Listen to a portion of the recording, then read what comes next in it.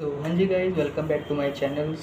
आज मेरा एलएन में एआईओटी था, फुल सिलेबस एग्ज़ाम मेजर, जो कि पूरा नीट बेस्ड था। लाइक नीट के जैसा फॉर्मेट पे ड्रेसअप जैसा होता है, लाइक कौन से ड्रेस पहन के जानी होती है। एडमिट कार्ड हम लोग को एलएन की तरफ से मिला था, आधार कार्ड मिला था, और आधार कार्ड अपना हम लोग को लेके जाना था।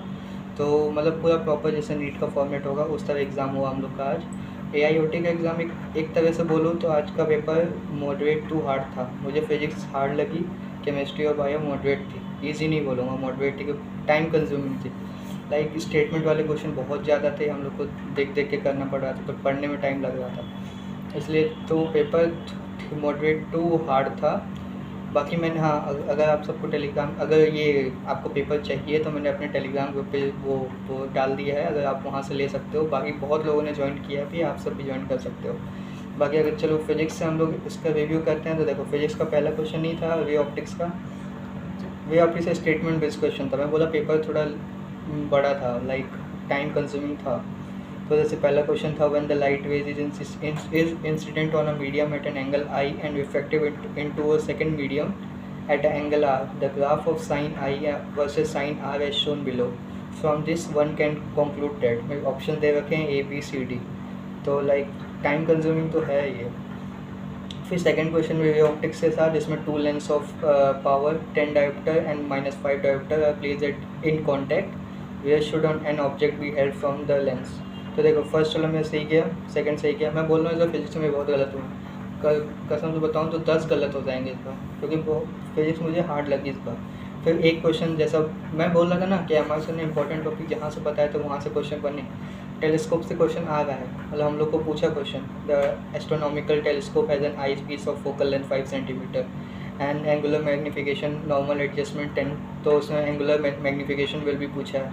फिर एक आया वे ऑप्टिक्स से, फिर आया for concave mirror 1/u versus 1/v graph दे रखा है, हम लोग की उसकी focal length of mirror estimate value बतानी थी।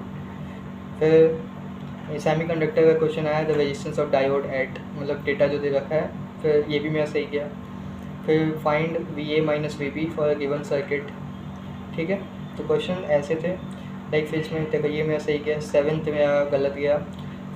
5 very long straight wires are bound together to form a small cable. Current carried by the wire is 20 ampere, -6 ampere, 12 ampere, -7 ampere, 18 ampere. The magnetic induction at the distance of d from center from the cable is। नहीं बना, मुझे idea ही नहीं हुआ। आई देखो, मुझे question नहीं बना क्योंकि मुझे नहीं आया क्वेश्चन। बाकी अगर आप सबको इजी लग रहा होगा तो लग रहा होगा, मुझे नहीं इजी लगा, इसलिए मेरा फिजिक्स का पेपर अच्छा नहीं गया। फिर क्वेश्चन आया था 8th क्वेश्चन, जो सही था मेरा। Proton accelerated by a potential difference 500 kilovolt moves through a transverse magnetic field of 0.5 Tesla as shown in the figure. Find theta through which the proton deviate from the initial। Simple question हो जाएगा। फिर आया magnetic का, फिर से axial point और equatorial point पे data दे रखा है, आंसर निकालना है। फिर पीएन जंक्शन का क्वेश्चन था, सिंपल था, हो गया। फिर output logic gate question simple हो गया। फिर देखो, a bulb and the capacitor are connected in series to a source of alternating current. If its frequency is increased while keeping the voltage of the source constant, then इसका answer तुम बताओ। Option A, bulb will give more intense light। Option B, bulb will give less intense light। Option C, bulb will give light of same intensity as before। Fourth, bulb will stop radiating light। तुम बताओगे इसका comment section में answer. बाकी मेरा सही क्या है answer. फिर एक आया हम लोग का ये AC से क्वेश्चन, जो कि सिंपल था। फिर एक आया देखो रोटेशन से क्वेश्चन है, ये भी सिंपल था, हो गया।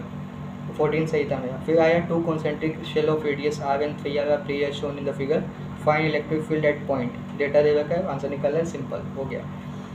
फिर एक आया हम लोग का 2 polarisers are oriented with their principal plane making an angle theta of 60 degree with each other, the percentage of incident unpolarised light, simple हो गया। फिर एक database question, nichrome, copper, germanium और सिलिकॉन में increasing order of their resistivity बताना था, simple हो गया, सही था मेरा। फिर एक क्वेश्चन था जो देखा था, पहले भी एक बार पूछा था, तो एक बार में सीधा टिक कर दिया, आसान क्वेश्चन था। फिर देखो 19 सही, 20 गलत, 20 सही है, 21 सही है, 22 हाँ मैंने ये गलत कर दिया, बाकी सही। आसान क्वेश्चन तो मैंने गलत किया। Pick out the unmatch pair from the following, comment section में बताना है इसका answer. moderator, heavy water. Second, nuclear fuel, uranium. Third, pressured water reactor, water as the heat exchange system. Third, fourth, safety rods, carbon. इसमें incorrect बताना है तुम्हें। फिर 23 हो गया, 24 हो गया, 25 सुनो। Power of sound from the speaker of radio is 20 milliwatt. By turning the knob of the volume control, the power of sound is increased to 200 milliwatt. The power increase in the decibel as compared to the original power is. Simple question हो गया। फिर 26 हो गया। 27 देखो, 27 बहुत simple है, इसका भी कमेंट सेक्शन में तुम आंसर बताओगे। Which of the following has the same dimensional formula?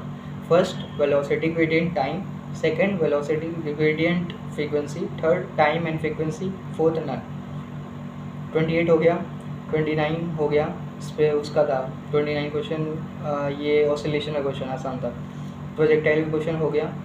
और देखो इसमें बताओ 31 क्वेश्चन, स्टेटमेंट 1 इनकरेक्ट बताना है। If the acceleration is 0, a moving particle will perform uniform motion. First. Second, motion with constant speed may और may not be uniform motion.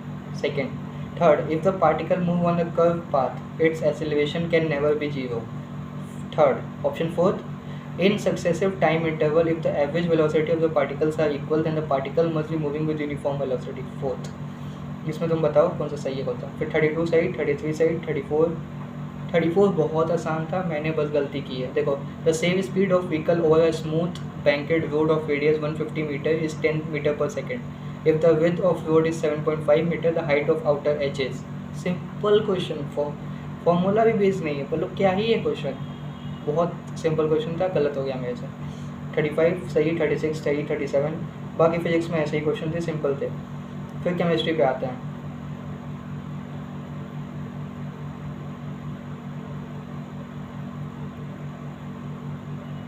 देखो chemistry में क्या था, पहला क्वेश्चन तो पूछा था, मतलब एक रिएक्शन दे रही थी, तो ऑर्गेनिक आसान थी, पहला सही। देखो दूसरा क्वेश्चन था, benzene gives Friedel Crafts reaction, and statement second थी, all substituted benzene gives Friedel Crafts reaction. Simple question, कर लोगे। तो केमिस्ट्री में ऑर्गेनिक क्वेश्चन बहुत आसान था, बहुत ही आसान था, तुम कर लोगे। बाकी अगर मैं अभी बोल रहा हूँ, पेपर अगर चाहिए तो मेरा टेलीग्राम ग्रुप ज्वाइन कर लो, वहाँ आपको सब मिल जाएगा। बाकी ऑर्गेनिक में ज़्यादा कुछ नहीं था, ऑर्गेनिक आसान लगी। फिजिकल केमिस्ट्री में भी 2 या 3 गलत हुए हैं। और हाँ, ये देखो एक क्वेश्चन था, when acidified K2Cr2O7 solution is added to SN2+ सॉल्ट, then SN2+ changes to. Simple question हो जाएगा। फिर 20 क्वेश्चन था, which of the following property decrease on moving from CE to LU? Basic nature, second covalent character, third paramagnetism, fourth complex formation of tendency. बता सकते हो, आसान है। तो केमिस्ट्री ओवरऑल मॉडरेट था, मैं आसान नहीं बोलूँगा, मॉडरेट था, क्योंकि टाइम कंज्यूमिंग था, टाइम तुम लगा दोगे। Which of the following can act as a reducing agent? HNO3, KMNO4, H2SO4, COOH का होल 2। फिर आते हैं हम बायो पे। तो बायो क्वेश्चन देखो, क्वेश्चन बहुत आसान थे सारे, जैसे मैंने अभी तक इतने सारे मेजर टेस्ट दे दिए, ह्यूमन जीनोम का आज तक क्वेश्चन नहीं आया, आज ह्यूमन जीनोम का क्वेश्चन आया। Which of the following is not a correct statement regarding to the Human Genome Project? First option, the sequence of chromosome 1 was completed in 2003.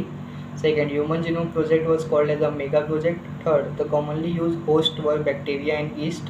Fourth, in HGP 22 autosome and X and Y chromosome has been sequenced. ये question था। और देखो fifth question, the chemical method developed by which of the following scientists that was instrumental synthesizing RNA molecules with defined combination of nitrogen base? Simple question, option देता हूँ, नेवनबर्ग, हरगोविंद खुराना, गमाओ, क्रिक। इसमें जो तुम्हें सही लगता है कमेंट सेक्शन में मुझे बताना। बाकी मैं बायो का पेपर बताऊँ तो स्टेटमेंट बेस्ड था, पेपर आप जाकर टेलीग्राम ग्रुप पे देख लेना। स्टेटमेंट बेस्ड था, टफ नहीं बोलूँगा, मॉडरेट पेपर था, और टाइम कंज्यूमिंग था, थोड़ा टाइम लगेगा, तो टाइम लगेगा, उसमें टाइम लगेगा, पेपर ठीक था। और बाकी आप सबका भी ऐसा मॉक टेस्ट होगा, और जो एलन में है वो सब तो अपने मॉक टेस्ट के नंबर बता ही सकते हो। मैं एक्सपेक्ट कर रहा हूँ कितने, 500 से 550 के बीच में रहेगा, इससे ज़्यादा नहीं जाएगा। पेपर इतना ढंग का नहीं गया। एलन का पता नहीं पेपर क्यों लेवल ज़्यादा हार्ड है, मुझे पेपर हार्ड लग रहा है। तो बाकी पेपर का रिव्यू तो इतना ही था, बाकी हम कल मिलते हैं, क्योंकि मेरा अब 22 को टेस्ट है, मतलब इसके बाद से अभी मेरे 4 टेस्ट हैं, 22 को, 25 को और 28 को और 1 तारीख को, तो 4 टेस्ट अभी बचे हैं। तो उसके हिसाब से प्रिपेयर करेंगे, वेटेज के हिसाब से जो मुझे इंपॉर्टेंट लगेगा वो प्रिपेयर करेंगे। और हम लोग जो भी होगा मैं उसको अपडेट करते रहूँगा यूट्यूब पे, लाइक शॉर्ट्स में भी अपडेट करूँगा। और आप सबका कैसा चल रहा है, आपको कुछ अगर पूछना है, आप लोग का पेपर कैसा गया है, सब आप कमेंट सेक्शन में मेरे से पूछ सकते हो। बाकी वीडियो अच्छी लगी तो लाइक करो, कमेंट करो, सब्सक्राइब करो। आगे मिलते हैं। Thank you.